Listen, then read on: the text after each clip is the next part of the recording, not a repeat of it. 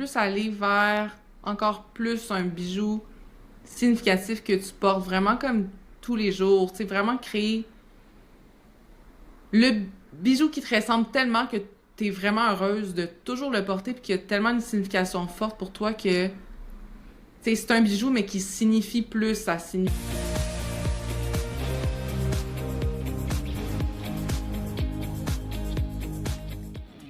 L'épisode d'aujourd'hui est présenté par la bijouterie Lepage, complice de beaux moments de bonheur depuis 1906.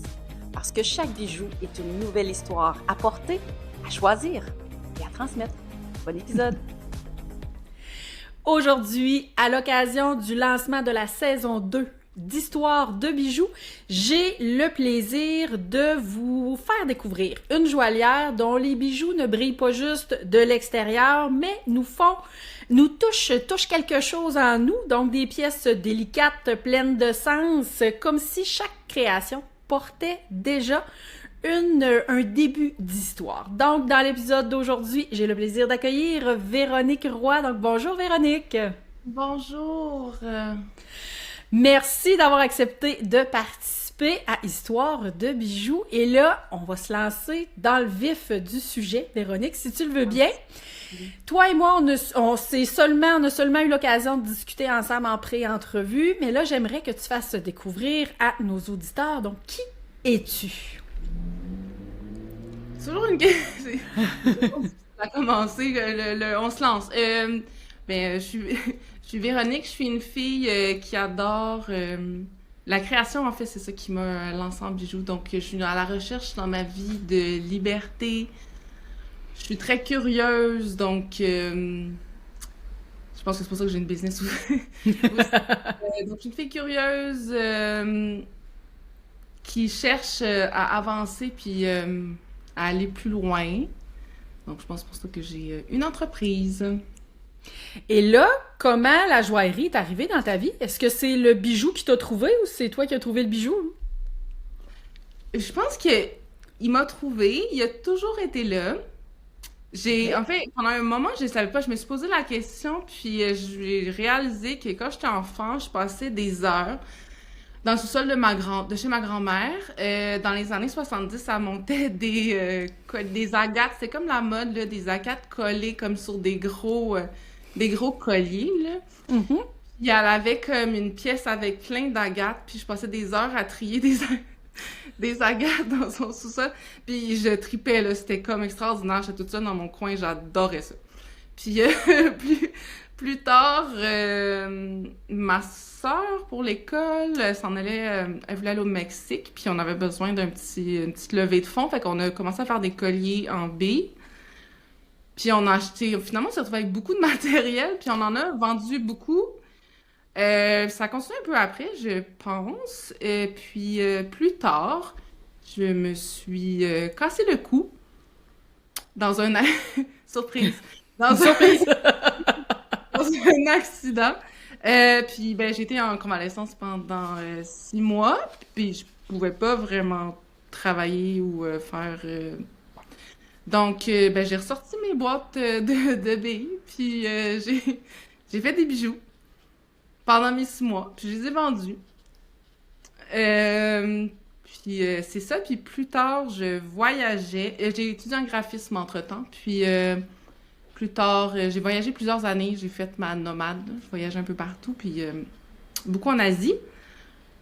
Puis j'ai comme senti après quelques années que j'avais besoin de me ressentir, de revenir au Québec, puis de comme avoir une carrière ou faire quelque chose, puis j'ai pensé aux bijoux, fait que je me suis inscrite à l'école de joaillerie.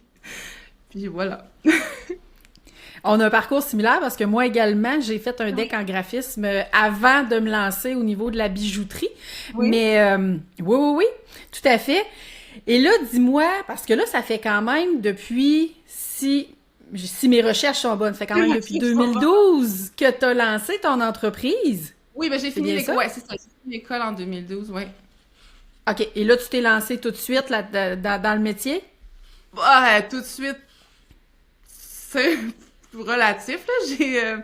Dans le fond, j'ai participé en 2013 à mon premier salon des métiers d'art à Montréal. Dans le fond, l'école de joaillerie offrait comme un kiosque qui était déjà payé pour les finissants.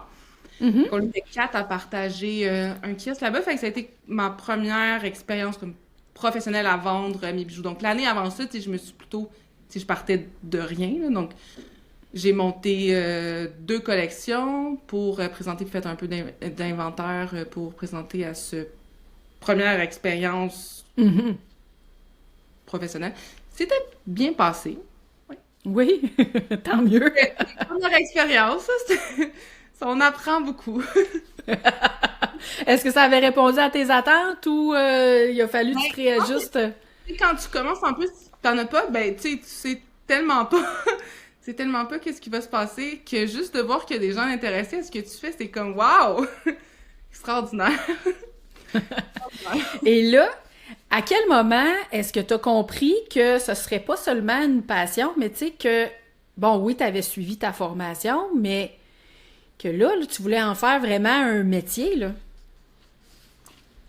Ben, je sais pas s'il y a eu un moment ou un déclic, mais moi, je m'étais embarquée là-dedans, moi, dans ma tête, là, il y avait juste une voie, là, puis c'est ça que j'allais... c'est ça que j'allais faire. Mais tu sais, bon, entre-temps, j'ai travaillé, les premières années, je travaillais un peu à l'école de joaillerie en même temps. J'ai travaillé pour des joaillières pendant plusieurs années aussi, Ben, ça m'a beaucoup appris de mon métier, puis ça m'a probablement influencé dans ce que j'ai fait ensuite comme choix, puisque j'avais des exemples devant moi. Mhm. Ça m'a aidé techniquement aussi. Donc, déclic, je sais pas, ça s'est comme fait par étapes naturellement. J'ai comme suivi un ruisseau, je sais pas, tu sais, j'ai comme avancé. Ben, comme la vie te menait, dans le fond, là, tu sais, t'as C'est suivi ça, le parcours ouais, ouais. comme on dit, au fur et à mesure des expériences qui se présentaient. J'avais beaucoup d'expérience. Oui, c'est ça, mais c'est vraiment ça, en fait. Je pense que plus jeune, j'avais du mal à voir vraiment. Tu sais, j'ai appris à faire des bijoux, mais pas le côté business, je l'ai pas appris. Ben, c'est pas l'école de business que j'ai faite, là, mais c'est ça, Oui, oui, vraiment. oui. Fait que tout ça, c'était pas clair dans ma tête de comment que ça allait se faire, puis c'était quoi avoir une business, puis comment j'allais les vendre, ces bijoux-là. J'avoue que c'est venu avec le temps, vraiment, là. Mhm. Et là, dis-moi, si on regarde du côté de ton identité artistique, Véronique, quand quelqu'un porte un bijou Véronique Roy, donc qu'est-ce que tu souhaites que cette personne-là ressente en portant une de tes créations? Ça aussi, j'ai vu ça avec le temps, comment le bijou donne une émotion une fierté, une émotion, puis un sentiment de bien-être, ben, beauté, mais dans un sens de se sentir belle, pas de juste Mhm. d'être bien comme dans sa peau, de s'exprimer, comme ça parle de nous.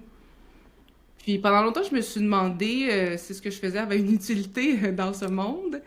Euh, Puis je pense que c'est pendant la pandémie, les femmes venaient me voir sur place, là, puis genre, il y avait besoin... C'était vraiment un besoin, en fait. Bon, on s'entend que tes besoins de base sont réglés, là, quand tu t'achètes un bijou. Mais, tu sais, t'es comme, j'ai besoin de quelque chose, tu sais, ça me fait sentir belle, ça me fait sentir bien, féminine, puis j'en ai besoin, là. Puis j'étais comme, OK, Mhm. wow, ce que je fais touche vraiment les gens, puis ça sert à quelque chose. Fait que quand je vois ça... tu sais, tu vois qu'il y a des étoiles dans leurs yeux, ça s'illumine, puis sont vraiment, tu sais, ça les représente. J'ai des femmes qui m'ont écrit, là, ils ont perdu une de leurs boucles d'oreille, c'est la fin du monde, là, puis je vois comment je suis comme, ok, tu sais, mon travail a quand même vraiment un impact, ouais, dans la vie des gens, un petit impact. Ben, un petit impact, mais que pour certaines, tu sais, pour ces femmes-là, ça fait sûrement une grosse différence, là. Tu sais, pour nous, Oui, on se dit, ben voyons, mais à leurs yeux, eux autres, le bijou qu'ils portent qui leur permet d'être mais pleinement c'est assumé et extraordinaire, tout, c'est là. ça, exact, c'est ça, exact, ça part d'une idée que nous, puis de quelque chose que nous, on a créé, mais ça devient plus grand que ça, puis ouais, c'est vraiment fantastique. Oui. Puis là, dans tes créations que tu fais, parce que là, tu as quand même quelques collections, comme on dit, derrière la cravate, mais est-ce que, quand tu crées, puis là, je vais reformuler ma question parce que je suis en train de m'enfarger complètement, qu'est-ce qui revient toujours dans tes créations? Y a-tu quelque chose que t'essaies, tu sais, quand t'essaies de faire autre chose, ça revient tout le temps, un style ou une ligne, tu dis, ben voyons donc, je reviens encore à un... Oui, ben je me suis rendu compte que peu importe, ben je pense que mon style est toujours visible, je pense, peu importe ce que je fais. Ben comme on parlait de graphisme tantôt, c'est sûr que les formes, moi je suis quelqu'un qui aime des trucs simples. Donc le design, le minimalisme, ça fait partie de mon identité de Mhm. base. Fait que donc je suis vraiment à la recherche de nouvelles formes ou de nouvelles façons de placer les choses. C'est comme une ouais, de voir le design de différemment, mais ça va toujours être dans une simplicité de look. C'est pas nécessairement simple à faire, mais ça va Non? être non, vraiment pas. J'ai aussi de la texture qui revient souvent, des pierres, donc tout ça c'est comme c'est la base, donc mais ça évolue, mais c'est oui c'est ça. Il va y avoir le corps de base. Mes bijoux sont épurés, sont simples Mhm. et recherchés. Et là, par curiosité, est-ce que tu crées davantage pour la personne qui va porter le bijou ou pour exprimer une émotion ou quelque chose que tu as en toi? Ouais, j'ai réalisé cette semaine, en prenant du temps pour être toute seule dans mon banc puis créer des choses, que quand je crée, c'est comme si le monde autour de moi c'est tout est comme plus calme. C'est mon moment, c'est mon moment de méditation. Fait qu'au début, quand je fais de la création, c'est pour le fun en fait. C'est vraiment mon plaisir. Puis c'est par la suite que je suis comme, ah ouais, ok, ça, tu sais, je vais adapter ce que j'ai créé. Ok, ça, c'est un modèle, je pense que ça pourrait, tu sais, je sais, ça pourrait plaire, tant, mais au début, c'est juste de la pure liberté, de je peux créer tout ce que je veux, puis après ça, on Mhm. verra ce que je vais faire avec. C'est juste Tu te mets pas de barrière lorsque tu carte crées dans le blanche. fond. Non, plus tard. Les barrières viennent après, mais au début, au début, c'est juste du fun. Quand le côté business embarque, là, les barrières arrivent. Ben, non, mais c'est parce que ça, il y a le côté pratique, là, tu sais, Oui, faut le oui, oui. choisir, faut le faire, faut pas que ça soit trop lourd. Bon, tout ça, tout ça finit par embarquer, là, mais au début, tu penses pas à ça, tu sais, parce qu'après ça, tu peux le rapetisser si c'est trop gros, bon, ça vient Ben par la oui. suite. Fait que c'est pour ça qu'au début, je pense pas à ça, ça sert à rien. Juste du fun. Parce que là, toi, est-ce que c'est des pièces uniques que tu fabriques ou c'est vraiment des séries? Mettons que pour un modèle dans ta collection, t'en fais plusieurs ou... Oui, c'est ça, j'ai les deux, donc, quand tu vas sur mon site, mes collections, ben, c'est des modèles que j'ai créés que je peux reproduire. Puis j'ai aussi, je fais du sur-mesure, je fais de la création, des gens qui viennent me voir, qui me demandent des pièces uniques.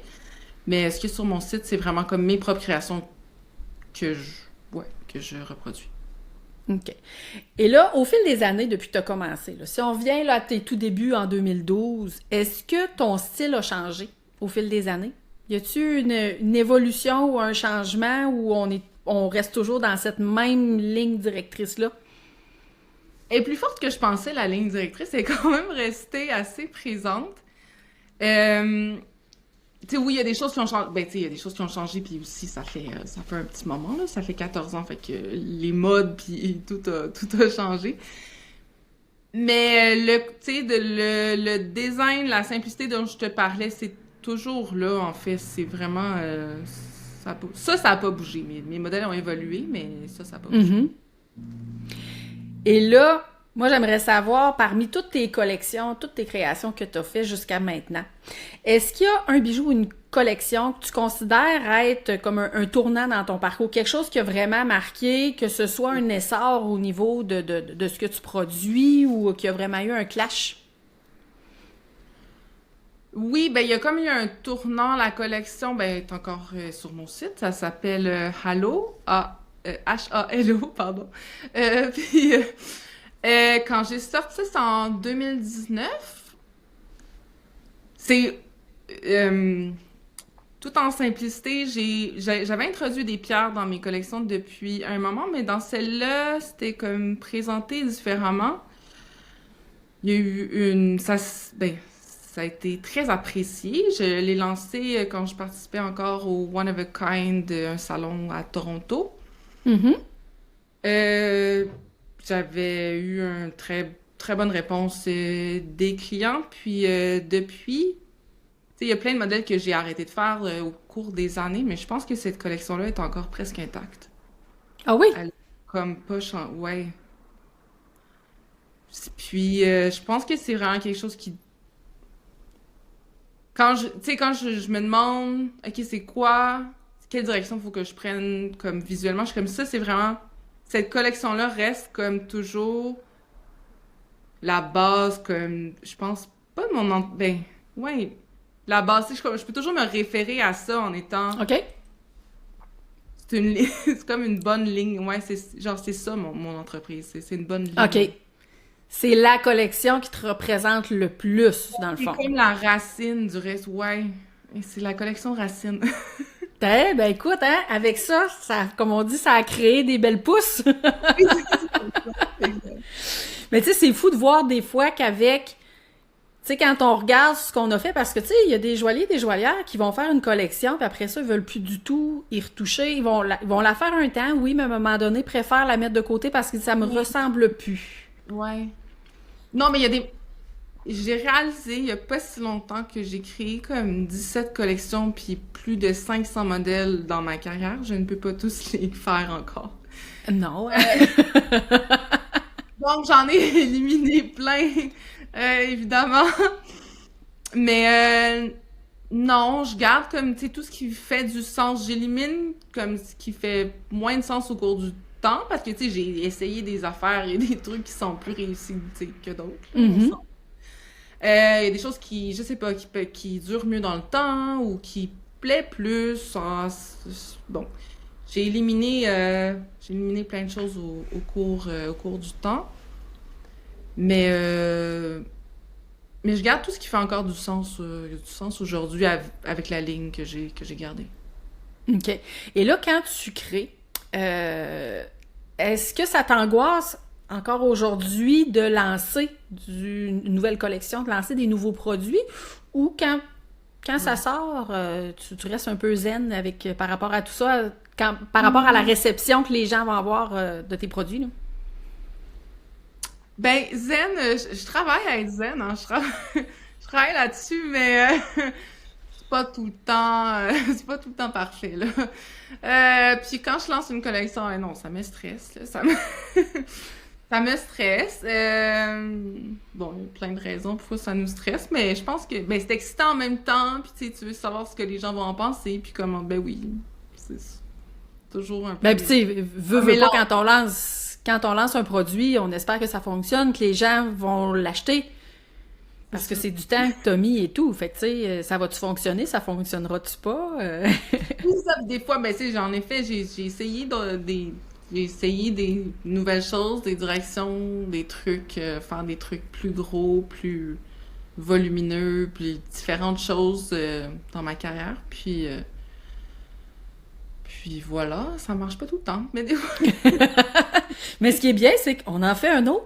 On efface, on recommence. C'est ça, exact. Ça fait partie pour eux. C'est dans les choses que j'aime. C'est sûr que sur le coup, t'es comme, bon, OK, c'est bon. Je vais prendre une autre direction. Mais ça fait partie du défi, je pense, d'avoir une entreprise puis un type de business artistique comme on a. Puis c'est une des choses que j'aime, en fait. Mm-hmm. Et là, quand une idée vient en toi, OK, pour pouvoir lancer un nouveau bijou, une nouvelle collection de bijoux, qu'est-ce qui arrive en premier? Est-ce que c'est l'image de ce que ça doit avoir l'air? Est-ce que c'est la matière? Est-ce que c'est une émotion, une histoire, l'histoire d'une personne qui touche, qui fait en sorte que, à un moment donné, là, ton côté créatif va s'emballer puis que, on va partir sur une nouvelle idée de collection? J'ai toujours vu ça comme... C'est comme une switch que je peux mettre à on ou à off. Dans le sens que si elle est tout le temps à on, c'est trop. Genre, ça bouillonne. C'est trop. Fait que j'ai comme un interrupteur. Bon, donc la façon que je mets ça à on, c'est... Là, mais puis ça m'excite tellement là, quand je me donne quand là c'est le temps, là, je peux créer quelque chose de nouveau. Là, je suis là, comme une enfant. Là, je sors toutes mes affaires. J'ai comme... je garde comme plein de petits bouts, des anciens bijoux, des pierres, des morceaux de bijoux, plein d'affaires. Puis je sors tout ça, puis là, ça fait beaucoup trop de choses, puis un gros bordel, mais c'est pas grave, les bordels, j'aime ça dans ces moments-là. Puis... C'est ça, les artistes! Ouais, c'est ça. Puis là, je peux juste comme j'agence des choses ensemble, puis j'essaie. C'est juste ça. C'est comme si je peux mettre toute ma tête à off, puis il y a comme un autre morceau de mon cerveau qui se met en route. Puis après ça, je mélange les choses ensemble. Des fois, je dessine, je reviens. Fait que c'est vraiment comme de l'essai-erreur qui peut durer des semaines. Puis après ça, je décide comme à partir de là. Tu sais, je sors vraiment comme qu'est-ce qui est ce que je trouve le plus intéressant dans ce que j'ai créé. Puis souvent, ça va être le début de la collection. Mais des fois, au début, j'ai même aucune idée quelle direction ça va prendre. Je suis très intuitive, donc ça va être plutôt intuitif. OK. Et là, quand tu es dans ton processus créatif et que là, que tu réfléchis, tu fais toutes sortes de tests, des essais, erreurs, comment tu fais pour savoir quand tu dis, OK, là, maintenant, on arrive à... Ça va avoir l'air de ça. Ça va être mes produits finis de ma collection. Ouais. Ça arrive-tu? Oui, ça arrive. Des fois, faut que je pousse un peu, là. Ça dépend. On dirait que des fois, c'est plus facile que d'autres, honnêtement. Des fois, c'est comme évident. Je fais quelque chose, je suis comme, ben oui, ça va être ça. Des fois, c'est moins évident. Mais souvent, je vais voir quelque chose de plus fort qui m'inspire à découler toute la collection. Fait que c'est vraiment ça. Tu sais, quand j'ai le déclic que oui, ça fait du sens, puis ça m'inspire à décliner d'autres modèles. Ça trouver mon point de départ. Mais des fois, ce qui est très stressant, c'est de le trouver où on dirait qu'il veut ouais, de le trouver ou de pas le trouver. On essaie tellement de le trouver que c'est quand on arrête de le chercher qu'on le trouve. Des fois, oui, c'est ça, exact. Des fois, hein? Et là, au fil de tes expériences créatives, ça a-tu déjà arrivé à un moment donné que tu as produit un bijou et que là, au moment où il était terminé, tu t'es dit « Ah non, ça marche vraiment pas. Je veux pas. Je le regarde, puis je ressens rien, il vient pas me chercher, il y a quelque chose qui est pas raccord par rapport à ce que tu voulais faire au départ, ce que tu avais en tête. Puis tu t'es dit, ben je vais le détruire à la place, mais lui, je l'offrirai pas dans ma collection. » Oui, ben des fois, il va se retrouver... Oui, ça arrive, là, parce que... Bon, on crée plein d'affaires, puis on pense que quelque chose va marcher, puis finalement, t'es à la fin, tu te dis... Il va moins bien avec les autres, ou ça fait moins de sens avec ce que je vais offrir. Oui, c'est ça, je peux... Ben, il va se retrouver en prototype, puis quelqu'un va l'acheter... Il est tout seul de sa gang, là. Il est comme pas... Il est exclu de la collection. On va le mettre dans les pièces uniques. Puis... C'est ça. Ben oui, c'est ça. C'est mieux ça que de produire un bijou qu'on n'a pas l'impression qu'il fait du sens avec le reste. Mm-hmm. Et là, ton moment préféré dans toute l'étape que ce soit au niveau de la création, fabrication et tout, est-ce que c'est d'imaginer ta collection? Est-ce que c'est de la fabriquer ou c'est le moment où tu vois quelqu'un la porter? C'est le début puis la fin. Donc, okay. Dis la production, je déteste. Ben, la production, ça dépend. Ça dépend, mais c'est ce qui me fait le plus de passion, c'est vraiment la création, comme je te disais, le moment où tout est libre, là, puis je peux juste comme créer comme je veux, il y a rien, ça, j'adore ça. Puis la fin, quand tu vois que la personne est vraiment contente, là, pis t'es comme, oh mon Dieu, wow, j'ai réussi à faire quelque chose, qui fait cet effet-là chez quelqu'un. Fait que ça, c'est les deux choses que je trouve les plus magiques. Je sais pas si t'es comme moi, mais tu sais, au moment où on livre une création et qu'on regarde la personne qui la reçoit ouvrir la boîte ou l'emballage, on regarde pas nécessairement le bijou puis mais on regarde les yeux de la personne pour voir comment et la réaction sur le visage, on le sait tout de suite, c'est mission accomplie. Oui. L'effervescence qu'on a dans ce temps-là, là, c'est vraiment génial. Wow, c'est encore plus beau que j'aurais imaginé. Je suis comme, bon, ok, c'est bon. Et des fois, il n'y a pas de mots, hein, il y a des yeux pleins d'eau. Oui, c'est ça, non, des fois, tu le vois juste dans leurs yeux, là, ils sont comme, des étoiles, là, comme dans un dessin animé, là, c'est vraiment... Oui, comme dans les petits personnages. Et là, ben, tantôt, tu m'en parlais, mais tu sais, l'étape la plus méditative dans ton travail, c'est justement, je pense que tu le disais tout à l'heure, hein, quand vient le temps de... T'es dans le mode créatif, la switch est à on, puis que tu te mets pas de limite. C'est ça, c'est comme si tout le stress, la pression du reste, et puis là, je peux juste le mettre à off, puis là, c'est juste la même petite Véronique qui regardait les agates de sa grand-mère puis qui trouvait ça donc extraordinaire. C'est vraiment ça, là. C'est juste du plaisir. Fait que oui, c'est vraiment le moment de création. C'est mon côté. C'est la partie zen, zen et libre de mon entreprise. Et là, justement, ben, l'entrepreneur derrière l'artiste, t'en parlais tout à l'heure, tu sais, quand t'as eu tes premières expériences au Salon des métiers d'art et tout, donc, tu sais, oui, la joaillière, tu connais ton métier, tu sais comment fabriquer et tout, mais là, à un moment donné, ça switch en mode business. Donc, tu veux en faire ton métier, tu veux vendre, tu veux que ça soit rentable, que tu puisses en vivre. À quel moment es-tu devenue une entrepreneur, malgré toi, là, dans tout ce processus-là? Je pense que ça a été quand j'ai commencé à aller à faire des salons à Toronto, le fameux One of a Kind. Mm-hmm. Je pense que j'ai réalisé beaucoup de choses quand je suis allée là. Déjà, c'est un très grand salon. Donc, la première édition que j'avais faite, c'était l'édition de printemps, mais dans le temps, il y avait plus de 500 artisans. Quand j'ai fait l'édition de Noël, c'était plus de 1000, je pense, d'un coup. Donc là, tu prends des...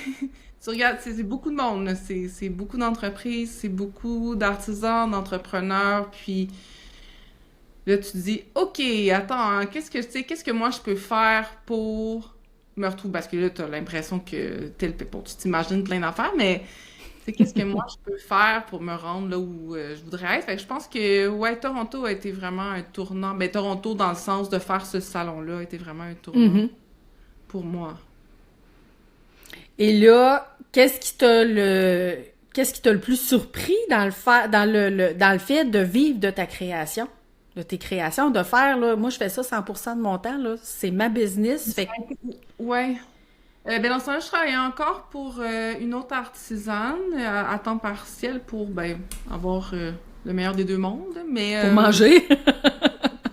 pour pouvoir vivre et ouais. avoir mon entreprise en même temps. Mais c'est comme à partir de là que je me suis dit, ah mon Dieu, c'est possible. Genre, ça va pouvoir devenir comme mon métier à temps plein. Puis, Mm-hmm. très honnêtement, je suis pas très bonne avec le temps, mais je sais pas combien de temps ça m'a pris. En tout cas, peut-être 2 ans plus tard, là, je suis tombée à temps plein sur mon entreprise. OK. Mais c'est vraiment là-bas là, que j'ai fait comme, OK, ouais, c'est possible. Là, je suis sur la bonne direction. Et là, au fil des années, est-ce qu'il est déjà arrivé d'hésiter entre le fait de rester fidèle à ton intention artistique versus répondre à une demande précise d'un client? Mais ça dépend sur quel contexte, dans le sens que si c'est pour mes collections à moi, non. Pas vraiment, non. OK. Ben, tu sais, j'ai toujours en tête, tu sais, je sais un peu ce que mes clientes recherchent. Je veux dire, je veux pas me mettre à changer de direction complètement puis aller ailleurs puis personne me reconnaisse, là, ça, non. Mm-hmm. Mais quand je fais de la création sur mesure, oui, bien sûr, parce que là, je me mets dans l'univers de la personne puis on crée ensemble quelque chose basé sur ce qu'elle a en tête ou ce qu'elle a, tu sais. Elle vient me voir parce qu'elle a un bijou de rêve en tête. Donc ça, c'est vraiment, si je veux poser le plus de questions possible pour savoir ce qu'elle veut, puis que, tu sais, qu'on crée quelque chose ensemble. Donc dans ce contexte-là, oui, mais pour mes collections à moi, non. Je suis dans mon propre univers. Puis, Mm-hmm. ouais, ma propre univers. Mais est-ce que ça a déjà arrivé que lors d'une séance de fabrication sur mesure, tu sais, te dit une cliente ou un client, ça c'est trop loin de ce que je fabrique habituellement, là, tu sais, c'est pas dans le style de ce que je fais. Ouais, C'est peut-être non, pas... Ou tu t'ajustes quand même bien à ce que aux demandes qu'on te fait. Ouais, c'est ça. Des fois, c'est un défi. Des fois, c'est un défi. Mais honnêtement, j'aime ça. Non, j'ai créé des choses qui sont très, très loin de ce que je fais dans mes collections régulières. Mais comme je disais, même avoir mon entreprise, c'est un défi. C'est comme un autre... C'est un défi, puis ça me plaît. Non, j'aime ça. Mais ouais, des fois, je discute pour qu'on puisse faire quelque chose ensemble que, bon, je vais être capable de faire, tu sais, que je suis à l'aise de faire, là, mais Mm-hmm. non, je le vois plutôt comme un défi. OK. Et dirais-tu que le sur-mesure versus tes créations, quel pourcentage à peu près que le sur-mesure va occuper dans ton, j'allais dire dans ton plan de match annuel, là, dans ce que tu fabriques en temps normal dans une année, là, ça prend-tu 50% de ta production Mais ou... là, tout change, en fait, en ce moment. Je suis comme en... Parce que 2023, ça a été la dernière année que j'ai participé à mon fameux salon que j'ai parlé tantôt, le Toronto. J'ai fait À durant 7 Toronto, oui. ans. Puis j'avais fait aussi le salon des médias d'art cette année-là. Donc, puis j'avais décidé de mettre en pause les salons pour un bout parce que je trouvais ça dur sur mon corps, mon énergie. J'allais dire le corps, le portefeuille, Oh, etc., c'est ça, etc. Donc, j'ai comme fait un 10 ans de tout ça, donc j'avais besoin d'une petite pause, puis de voir qu'est-ce que je serais capable de faire, en fait, si j'arrête de faire ça. Donc, l'année passée, ça a pris beaucoup plus d'ampleur. Tu sais, avant, dans le fond, j'avais pas le temps d'en faire des sur-mesures, j'étais pas là. Mais non. Donc, ben non, c'est ça. Donc là, je me rends compte que depuis que je suis là, puis que tu sais, j'ai un atelier, les gens peuvent venir sur place, ben les gens me contactent beaucoup plus pour en faire, fait que ça prend de plus en plus de place. Là, le pourcentage, je sais pas, mais peut-être un 20%, OK. 25%, ben ça monte, c'est ça, c'est comme un nouveau... je suis en train de construire ça plus depuis que j'ai le temps. Mhm. Et là, on en avait discuté lors de la pré-entrevue, mais tu me disais que dans les dernières années, là, t'as pas fait de nouvelles collections. Oui, ben la dernière, je l'ai sortie à l'automne dernier. OK. Mais j'avoue que cette année, comme je suis en train de transformer, ça se transforme là, OK, ça ça change un bouge. peu. C'était ça l'objectif de 2023 d'arrêter des salons. Fait que là, depuis que j'ai de l'espace, plus de temps pour comme ben voir où je veux aller, prendre une Mhm. direction. Donc oui, je vais toujours je crée des collections. Donc la dernière en automne dernier, mais là les prochaines que je vais sortir, ça va être dans une nouvelle direction. OK. J'explore. Oui, c'est ça. OK. Donc là, comme il y a plus de gens qui me contactent pour des alliances, pour des bijoux sur mesure, mais je veux créer une ligne d'alliance en fait à mon style, puis je trouve que ça pourra aider aussi ça, tu sais, la création des sur-mesures. Les gens pourront se baser sur des choses que j'ai fait pour s'en inspirer ou partir de ça pour faire autre chose. Mhm. Et là, tu as ajouté à ton offre également des cours que tu offres. Oui, c'est vraiment le J'ai fun. vu ça rapidement sur ton site. Oui, ben parce que j'ai déménagé mon atelier, ça va faire 2 ans en juin. Puis, ben avant, je partageais un atelier avec quelqu'un. Puis, donc là, c'est sûr qu'au début, ça me prenait ça m'aidait à avoir une autre entrée d'argent pour payer ce nouvel atelier que je payais seule. Euh, mais c'est vraiment le fun. En fait, j'ai découvert quelque chose. J'ai découvert quelque chose. Je savais pas que j'aimerais ça puis que je serais bonne, mais maintenant, j'aime ça. Puis, je pense que je suis bonne. Les gens Je pense que je suis mais je bonne. pense bien que parce que les gens sont vraiment contents. Quand on partait des étoiles, parlait des Mhm. étoiles dans les yeux, là, il y a 3 filles qui sont venues faire des bagues, sont venues une sortie entre amis, sont venues faire leur petite bague, puis ils sont partis tellement excités puis contents. Je suis comme, mon Dieu, mais ça rend heureux faire des bijoux, fait que c'est le fun. Oui. Ben, tu sais, nous, c'est notre quotidien. Tu sais, on Mais fait c'est ça ça tous que les c'est génial. jours. Oui. Mais les gens, quand ils découvrent l'envers du décor et que là, en plus Oui. de ça, ils se mettent les deux mains dedans, C'est autre chose un complètement nouvel univers, là. Ben oui. Ouais. Ils partent surpris. Ils me disent, oh mon Dieu, il y a donc ben d'étapes pour faire un bijou. Je dis, oui, oui, c'est long faire des bijoux. Mais ils sont fiers, justement, ils l'ont fait. Puis aussi, là, ils réalisent tout ce qu'il y a derrière. Là.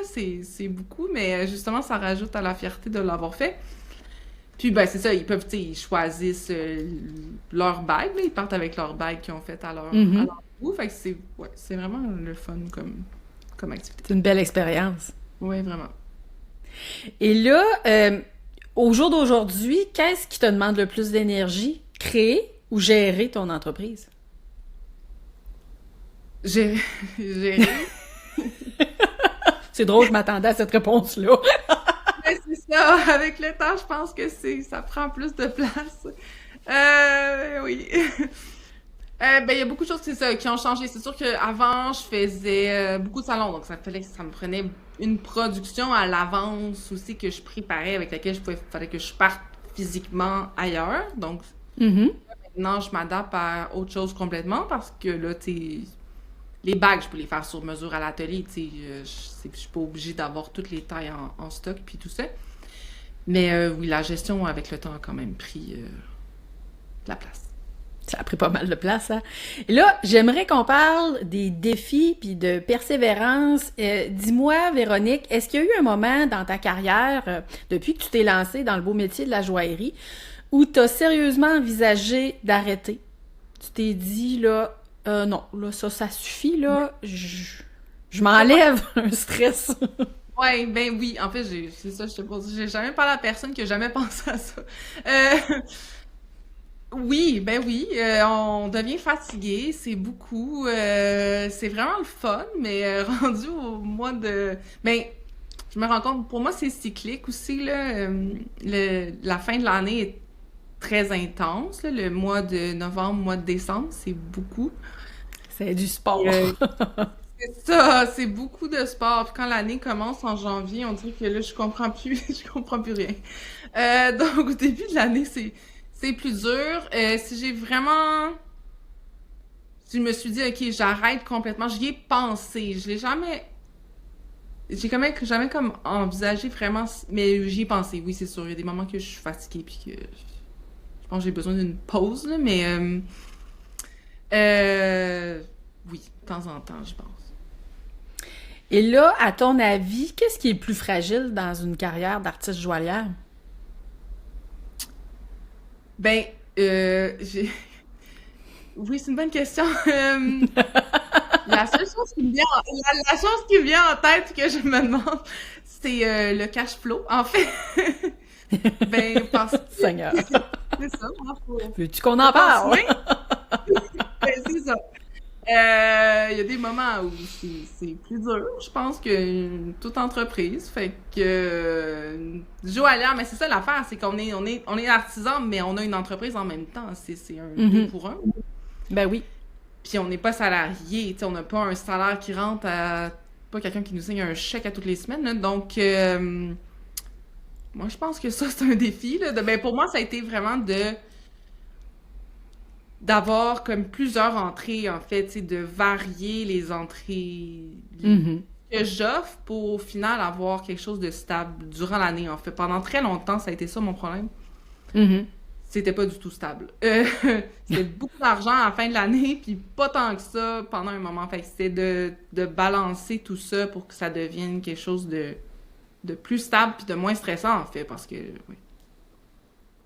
Ah oui, ben, c'est parce que, tu sais, quand il faut que tu achètes la matière première, mais que le cash flow, il est pas Ah, là. puis t'espères que ça va revenir, c'est moins le fun, là. C'est vraiment moins le fun. Mhm. Non, non, c'est un stress qui est vraiment pas chouette. Dis-moi, le doute aujourd'hui, est-ce qu'il ressemble au doute que tu avais dans tes débuts? Ben, non, je pense, il a évolué, ce doute. Je pense qu'au début, tu sais, j'avais tellement pas une image claire de ce que je pouvais faire avec ça, puis de ce qui allait arriver, que je sais pas, peut-être que je doutais même de ma carrière. Maintenant c'est autre chose, là. Tu sais, je comprends, ben, j'ai construit des choses, là, donc, mais il y a toujours le doute est toujours là, mais autrement, oui. Mhm. Et là, qu'est-ce qui fait que qu'est-ce qui te fait continuer, même dans les périodes les plus difficiles?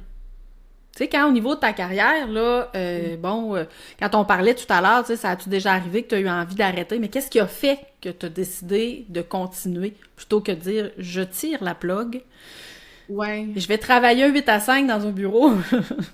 Ben, il y a plein de choses. Si je sais, ben déjà, tu sais, j'avais personne à charge. Fait que ça aide, là. C'est juste moi. Fait que c'est moins stressant, je pense, que ça a été plus facile dans ce sens-là. Mhm.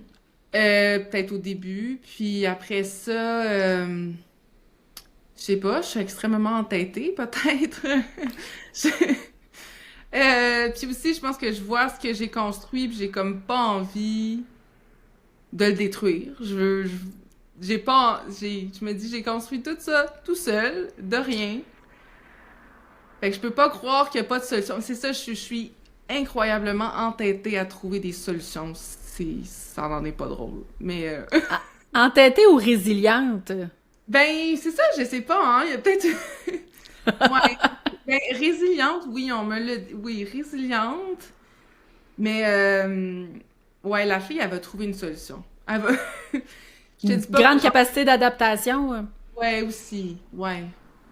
Je pense que oui. Je pense que oui, mais ça veut pas dire que c'est pas dur, par exemple. Non, non. Non. Non. Non, non, non. Il y a des périodes que je suis comme, OK, j'ai déjà vécu ça, je suis capable de passer au travers, mais on va prendre une grande respiration, ça va aller, mais comme, faut croire aussi, je pense. Il y a comme, il y a de la, ouais, il y a de la confiance, de la confiance.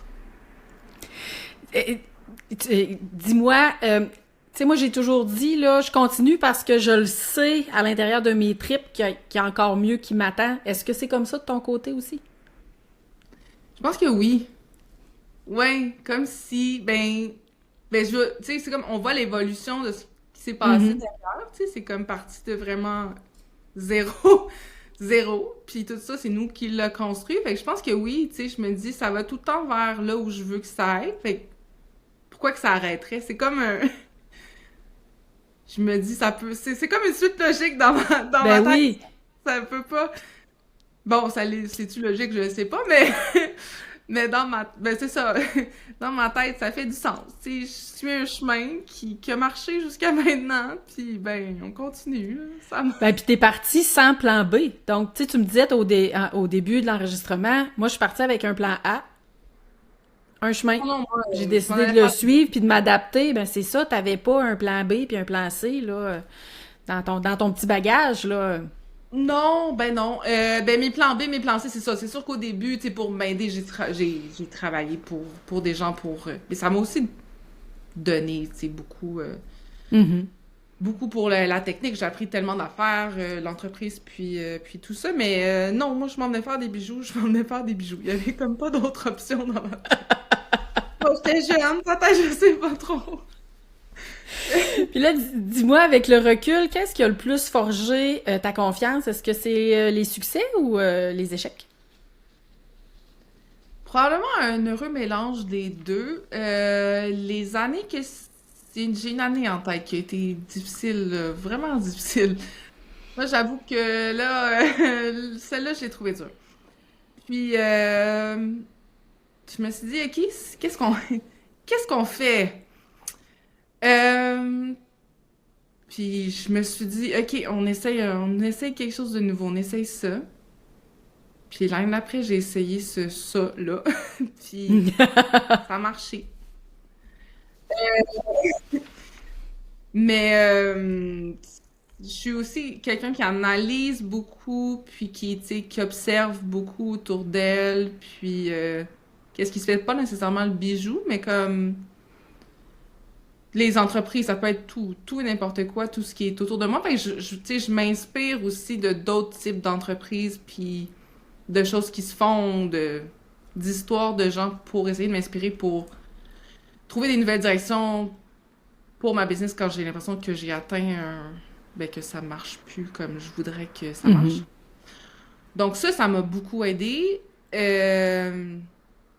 Donc le fond le fond du baril m'a aidé à me relancer, mais aussi c'est sûr que succès, c'est quand tu vois que là, tu sais, ok, bon, les gens, tu sais, ça marche, mais là ça fait du bien, puis ça aide à continuer aussi. Oui. C'est ça, fait que c'est un heureux mélange des deux, je pense. Et là, dis-moi, est-ce que, tu sais, au fil de ta carrière, est-ce que tu te souviens d'une rencontre avec un client qui t'a profondément marqué, que tu pourrais partager avec nous? Ben, en fait, je sais même pas si c'est une cliente, mais c'est une dame que j'ai rencontrée. Ben, comme j'ai fait beaucoup de marchés, j'ai rencontré beaucoup de gens. Puis, Mhm. à Toronto, une dame, c'était l'après-midi, donc il y avait c'était très tranquille, là. J'avais du temps pour jaser. Fait qu'elle est venue me voir, puis là, elle m'expliquait que, ben, elle vieillissait, puis elle avait plus la même dextérité, ses mains changeaient, je pense qu'elle tremblait un peu, euh, elle avait de l'arthrite aussi, puis là, elle m'expliquait qu'elle pouvait plus mettre des bijoux elle-même, mais qu'elle veut vraiment continuer à en mettre parce qu'elle en a mis toute sa vie. Puis c'était vraiment une très belle dame qui prend soin d'elle, très jolie, très coquette. Puis elle aime ça les bijoux, elle en a mis toute sa vie, puis ça fait partie d'elle. Mais là, elle était tellement triste de me dire que elle était plus capable d'en mettre en fait. Parce que le petit papillon, là, elle était pas capable de le mettre seule. Puis elle me demandait si, tu sais, qu'est-ce que je connaissais, qu'est-ce qu'elle pouvait faire pour ça. Puis ça m'avait vraiment beaucoup touchée. J'étais comme, ah, c'est triste, j'aurais voulu lui dire, il y a pas, il y a des solutions, là, il y a des choses, là, il y a pas, il y a quelques solutions. Ben, c'est sûr que moi, dans ce que je ferais à l'époque, sur place, j'avais pas de choses adaptées. Mais ça m'a vraiment beaucoup fait réfléchir, puis penser, ben, tu sais, à la place que le bijou, comme on disait tantôt, dans la vie des gens, puis ben, l'impact qu'on a, puis comment... Puis c'est pas la première qui me posait des questions aussi là-dessus, là, comme, tu sais, des fermoirs, bon, il existe des fermoirs plus gros, puis des choses que je peux adapter. Mais ouais, j'ai trouvé ça vraiment touchant. À quel point, c'est le bijou a pris tellement de place dans sa vie que là, ça lui faisait, c'était comme, je voudrais dire un deuil, c'est pas un deuil, mais presque. Ben, un peu comme une partie d'elle qu'elle devait mettre de côté Ben parce que ses oui, mains lui permettaient plus c'est Puis on ça. le prend pour acquis beaucoup, ça, hein? Parce que, tu sais, nous, on Ouais, est habitués de travailler avec nos mains, mais les gens, quand vient le temps de manipuler, à un non, moment donné, la manipulation se fait différemment. Ce qu'ils étaient capables de faire avant, des fois, c'est la vision, mais des fois, c'est les mains, ça. justement, là, Oui, qui on sont... expliquait comment vieillir, c'était dur, puis tout. J'étais comme, oh mon Mhm. Dieu. Oui, effectivement, j'avais pas vu ça. Ben, tu sais, j'étais plus jeune, puis j'avais pas vu ça comme ça, parce que je n'étais pas rendue là, mais Ben oui. ouais, ça m'avait beaucoup touchée. Et dis-moi, est-ce que de créer pour quelqu'un versus créer une collection, est-ce que ça change ta façon de concevoir le bijou? Ben oui. Oui, oui, vraiment. Ben pour moi, c'est comme si j'ai pas de compte. Tu sais, je suis mon propre client, fait que j'ai pas de compte, j'ai pas de contraintes de la même façon. Tu sais, là, je crée pour créer, puis mes contraintes, je me rajoute après. Tu sais, le poids, la grosseur, je veux pas que t'entends. Mais pour un Mhm. client, ben lui, ben il a un objectif, il veut offrir un bijou ou pour elle-même ou quelque chose à porter tous les jours. Souvent, c'est des bagues là, que je fais sur mesure. Euh, il y a plus de contraintes, mais les contraintes, c'est bon pour la création. Tu sais. Des C'est défis supplémentaires? c'est des défis supplémentaires, c'est ça. Des fois, bon, je me dis, OK, je peux-tu trouver cette pierre-là? Je ne sais pas, mais je vais aller voir si je peux la trouver, tu sais. Puis au pire, on va trouver autre chose. Mais moi, ça me nourrit parce que c'est justement autre chose complètement que quand je le fais pour moi-même. Puis, ben, ça amène vers autre chose. Non, c'est complémentaire, je trouve. Puis j'aime vraiment ça aussi. Mhm. Et là, quand les gens viennent te voir pour fabriquer, qu'est-ce qu'ils cherchent vraiment quand ils viennent te voir, toi, pour fabriquer une création? Euh, j'ai posé la question justement à des gens qui sont venus me voir, puis ben souvent ils sont allés sur mon site, ils me trouvent Mhm. souvent par mon site, puis ben ils ont trouvé quelque chose sur le site qui leur parlait, puis qui se disait que je suis la personne pour créer leurs bijoux. Puis ben au début ils m'approchent en me posant des questions, mais ouais, souvent, ils ont comme confiance que je vais pouvoir créer quelque chose à leur goût. Ils cherchent, euh, ils cherchent souvent, c'est un bijou comme un keepsake, c'est quelque chose qui va vraiment être particulier, comme à offrir quelque chose de vraiment unique pour eux puis pour la personne qui va le recevoir. Donc, ouais. Et là, au fond, dis-moi, Est-ce que le bijou... Qu'est-ce que le bijou permet aux gens d'exprimer ou de vivre, selon toi? Est-ce que c'est différent à chacun ou bien on a souvent une... Tu sais, tu me parlais depuis le début, les gens s'expriment beaucoup avec ce qu'ils vont porter, mais est-ce que le bijou permet aux gens d'exprimer quelque chose en particulier? Ben oui, on l'utilise, ben oui, je pense tellement. C'est c'est comme la finition, le bijou, tu sais, ça parle de nous, de notre personnalité. Il y a des gens qui veulent que porter des petits bijoux parce que ça leur ressemble, des trucs plus gros, avec des pierres qui brillent beaucoup plus subtiles. Tout ça, ça parle de toi, je pense. Puis Mhm. c'est vraiment comme une... Je trouve que c'est une finition à, tu sais, à ce qu'on porte, à nous-mêmes. C'est comme la petite touche finale d'expression, je pense. Hmm. OK. Bon point, hein? Bon point. Bonne réponse. Et là, j'aimerais qu'on parle, Véronique, ton évolution personnelle. OK? Depuis le début de ta carrière, comment la femme que tu es devenue a-t-elle transformé ta façon d'être joaillière? Euh, ben, j'ai réussi à me calmer avec le temps. Euh, j'ai essayé de faire trop de choses, en fait. J'étais comme... OK? je, je pense que je partais tellement je partais du début complètement, mais je voulais tout faire en même temps, tu sais, comme manger des grosses, grosses bouchées, là, puis tout en même temps, puis ça marche pas, là, essayez-le pas, ça marche pas, j'ai essayé, mais c'est trop. Il y a Euh, l'expression qui dit, hein, pour manger un éléphant, il faut prendre une bouchée à la fois.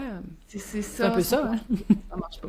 Fait que, maintenant, j'essaye de prendre ça un peu plus, une étape à la fois, puis au final, ça va plus vite. Donc, c'est ça. Bon, peut-être que c'est moi qui prends de l'âge aussi, donc je La ralentis. sagesse.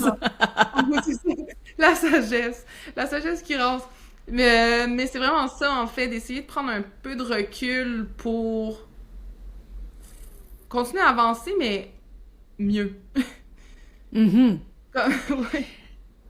Et Ouais. là, si on prend la question sur l'autre côté, Uh-huh. qu'est-ce que le métier t'a le plus appris sur toi? Mais mon métier m'a appris tellement de choses sur moi. Je pense que sans mon métier, je sais pas ce que j'aurais fait pour apprendre des choses. En tout cas, ça aurait été autre chose. Fait que je sais pas, mais je pense qu'en même temps, être joaillière et entrepreneur, c'était aussi une façon d'apprendre à me connaître, je pense. Au début, je savais même pas que je pouvais être entrepreneur. Je pensais pas que c'était possible. Je pensais pas que c'était C'était pas moi. dans l'équation.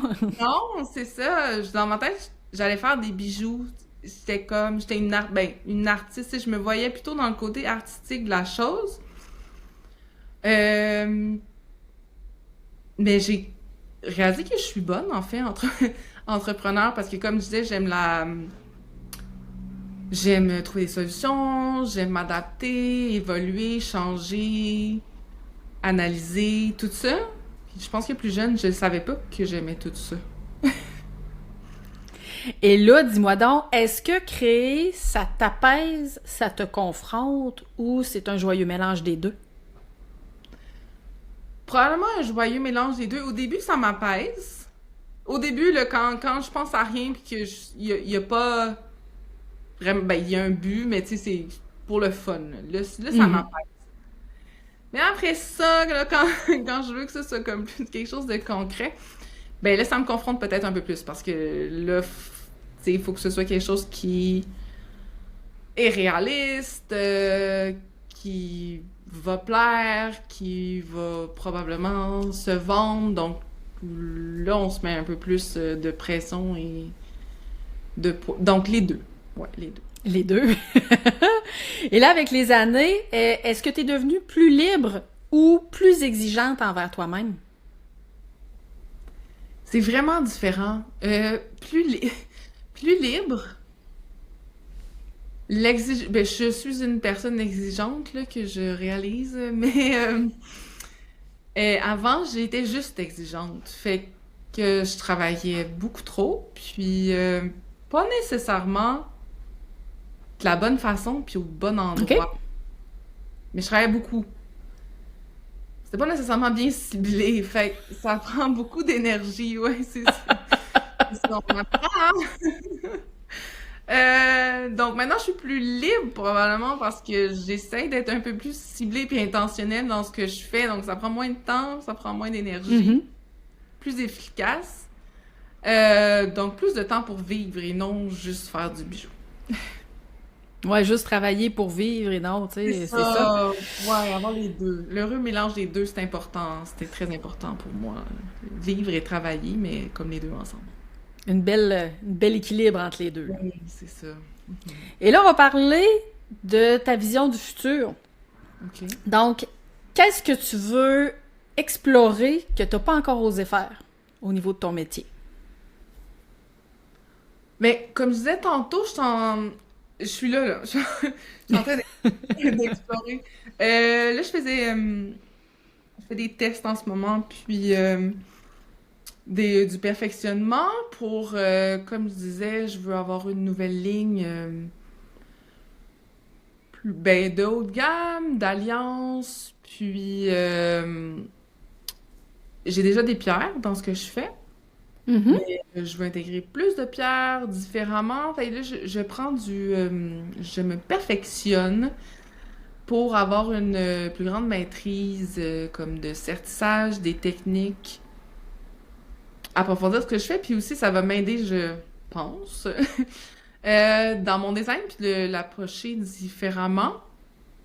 Donc je suis là-dedans, là, c'est maintenant, là, ça c'est le T'es présent. dans le concret, là. C'est ça, ça se passe maintenant. Ouais, dans l'exploration pour apporter une nouvelle dimension un peu à ce que je fais. Autre chose. OK. Et là, dans un futur rapproché, disons-le, quelle place aimerais-tu que tes bijoux prennent dans la vie des gens? C'est une bonne question. Euh, ben, comme là, je fais plus de sur-mesure, puis je m'en vais un peu plus dans cette direction-là, de bijoux comme vraiment significatifs. Et je pense que c'est vraiment ça. Je veux plus aller vers encore plus un bijou significatif que tu portes vraiment comme tous les jours. Tu sais, vraiment créer le bijou qui te ressemble tellement que tu es vraiment heureuse de toujours le porter puis qu'il y a tellement une signification forte pour toi que tu sais, c'est un bijou mais qui signifie plus. Ça signifie, je sais pas, ton lien avec ton partenaire ou j'ai fait des bagues des mères avec des familles ou des pendentifs avec des pierres qui représentent toute la famille ou tout ça. Fait que c'est plus ça, ça s'en va vraiment un bijou comme qui a une signification profonde puis qui va probablement traverser même des générations. Tu sais, tu vas le laisser à tes enfants ou ouais, ta fille. Fait que c'est quelque chose qui reste vraiment puis qui a vraiment une signification profonde. Mhm. Et ouais, ben, tu sais, tu parles justement de quelque chose qui va vivre dans le temps, donc ça va être une histoire de bijoux qui dure encore dans le temps au Exact. fil des... Je Le fais des bijou, je liens. pense, exact, exact, oui, oui, c'est vraiment ça. Puis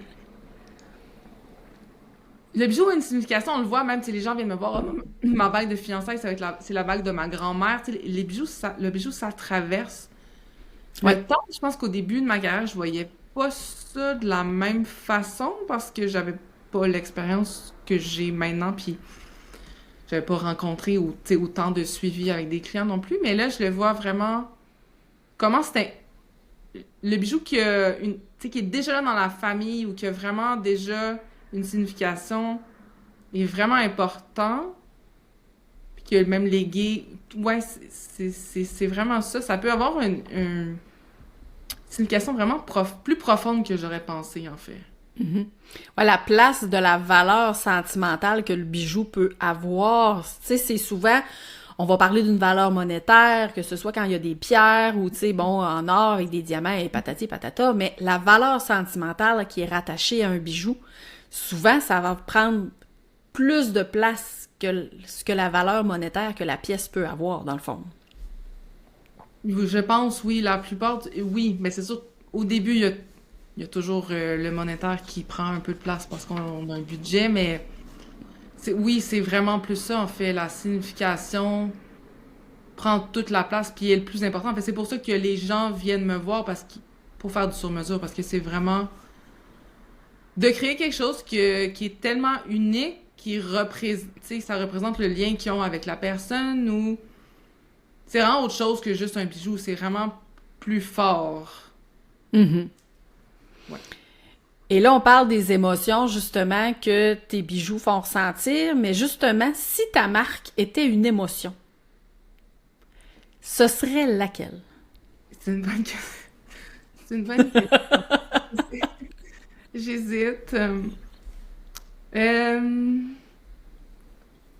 Un mélange peut-être de quelque chose d'assumer, comme de confiance ou de liberté, quelque chose de tranquille, mais d'assumer. Fait-tu du sens? Ça fait plein de sens. Ça fait plein de sens. Ben, ça fait plein de sens avec ce que tu nous racontes de toi depuis le début de l'enregistrement, tu sais, ta liberté de créer, ton intention que tu mets à vraiment toucher les gens. Tout est dans tout, comme on dit. Exact.